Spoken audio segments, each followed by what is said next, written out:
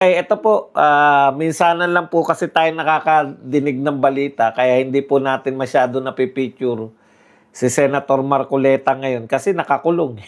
Wala po tayong nababalitaan, parang meron news blackout eh. Kaya ngayon pong meron tayong balita, kaget na kaget natin. Ito po ang balita, update po, maliban po sa medyo nagkaroon po ng tensyon, no, dahil po sa pag-awat ng mga BJMP official, no, dito po kay Congressman Mike Defensor. Alam niyo yung ginagawa ni Mike Defensor, nahalata na siguro nila na sinasamantala ni Senator Mike Defensor yung pagsasalita po. Opo, Senator, sana po makasama siya sa lineup ni BP Sara. Kasi sobra na yung kanyang sakripisyo din, di ba? Order po sa kanila yon na wag pagsalitain, lalong-lalo na po si Senator Mike Defensor, di ba? Okay. Sa madaling salita, yung pagpipigil sa kanya, nagkaroon tuloy ng komosyon kasi talagang literal literal na tinatakpan yung bibig. Gustong awatin sa pagsasalita eh. Literal po na pipigilan na magpahayag si Mike Defensor. Kaya syempre papalag naman si Mike Defensor. Anyways, yun nga, no, sana naman ang pangit na nga ng optics na nakaposa sila samantalang nasa loob na sila ng building ng tsaka ang daming bantay, imposible naman tumakas yung hindi naman pangkaraniwang kriminal yan. Okay. Kaya po, si Senator Marcoleta naman, ang latest po sa kanya, magkakaroon po ng scheduled hearing. Una po sa August 18. Ito po yung preventive suspension sa kanya bilang senator. Dito po ko takantaka eh. Bakit po si Senator De Lima wala na po naman pong suspension? Nakulong po ng 7 taon si De Lima, hindi naman po siya sinuspindi bilang senador, tuloy-tuloy po yung kanyang pagiging senador at hindi rin po siya nakatakbo pa po siya, di ba? Talo nga lang. Ang problema, bakit iba po yung tingin dito kay Marcoleta na kailangang suspendin? Kasi po pag suspended po si Marcoleta, hindi po siya makakalahok. Hinihirit po kasi ng mga senador na makalahok si Marcoleta. Alam niyo po, malaking bagay po si Marcoleta kasi nadudungo o dinudungo, minamaliit ng mga prosecution, lalong-lalo na po ni Kapunan, porket tumatawa si Chis Escudero.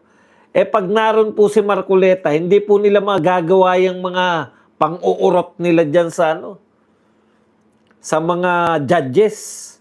Ginagawa nila parang pinamumukha nila Lorna Kapunan na kayang-kaya nila yung mga judge eh. Oh. Sana naman po, wag niyo naman wala naman pong kinalaman yung kaso niya. In fact, wala nga po talaga dapat siyang kaso eh. Oh, at hoping sa September 3, mapagbigyan po yung bail ni Senator Marcoleta. Kung yung mga involved nga, yung palibasa, kaalyado si Ramon Revilla, di ba? Kaalyado ni BBM, nakalaya sa bail. Yun, may nagtuturo talaga sa kanya. Meron talaga nagsasabi na binigyan siya ng porsyento dyan sa flood control dyan sa Bulacan. May nagbibintang talaga sa kanya. Dito po, sino po nagbibintang? Ang pinagbatayan nyo kay Marcoleta, yung sinabi niya, yung inamin niya, na siya ay binigyan ng campaign contribution. Dito po, sa kaso po ni Ramon Revilla,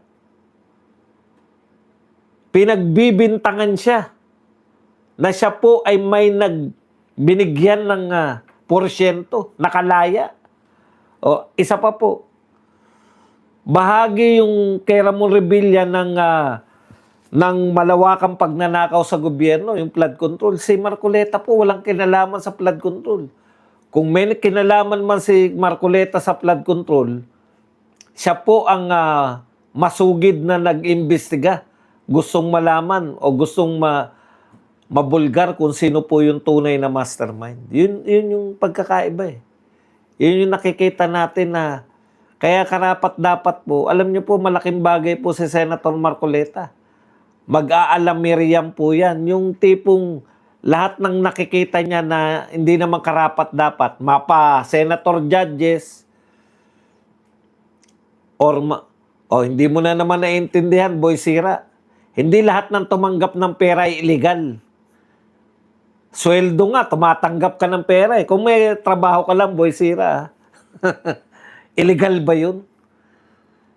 Campaign contribution, magbasa ka. Ang campaign contribution ay hindi illegal.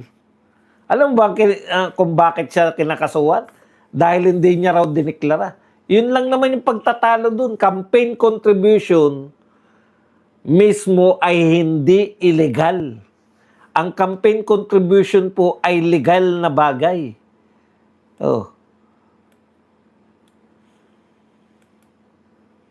Pwede kang bawal pong tumanggap ng pera maliban.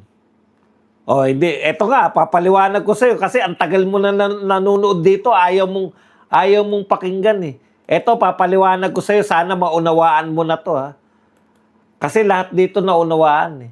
Bawal tumanggap ng pera ang government employees maliban sa campaign contribution. Ano yung sinabi ni Marcoleta na tinanggap niya? Saan niya ginamit? Sa kampanya. Hindi mo pala naintindihan yung kinakaso sa kanya. Ang kinakaso sa kanya, bakit hindi niya diniklara yan kung campaign contribution? Sinabi nga ng COMELEC na nagbago na ng batas. Kaya, sa pagbabago ng batas, wala nang nilabag na batas si Marcoleta. Kung hindi mo pa rin naintindihan yan, eto ang sasabihin ko pa sa'yo. Same kaso, 75 million, absuelto si Marcoleta sa COMELEC. Ang sabi ng COMELEC, walang nilabag na batas. Bakit nakasuhan pa rin? Kasi nga mag-impeachment na eh. Pag biruin nyo si Robin Padilla na lang.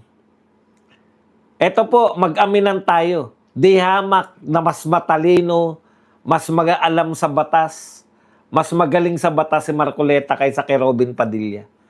Kay Robin nga, hirap na sila eh. Kay Marcoleta pa kaya. Alam kagad nila yan na kung ang balakid nila para ma-impeach si BP Sara, pangunahin balakid nila si Marcoleta. Kasi sinong makakakontra pagdating sa batas kay Marcoleta? Kaya siya talaga tinarget.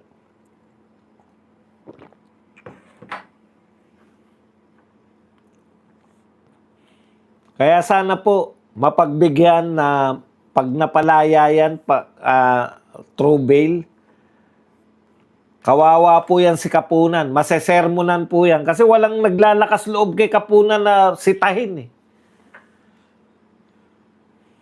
Okay. Manalangin na lang po tayo lahat na sa September 3, mapagbigyan po yung bail niya. Tsaka sa August 18, ay hindi po manaig yung suspension. Ito, matindi talaga to si si Redon, no? Yung atake ni Redon araw-araw, mayat maya, kahit wala na pong sense, no? Okay, sabi po niya, binabanatan niya si BP Sara kasi po si BP Sara umattend dito po bilang suporta sa kanyang kapatid. Dito po sa death threat na sinampa sa kanyang kapatid na si Pulong Duterte. Ang question ko, bakit minamasama to ni Redon, no?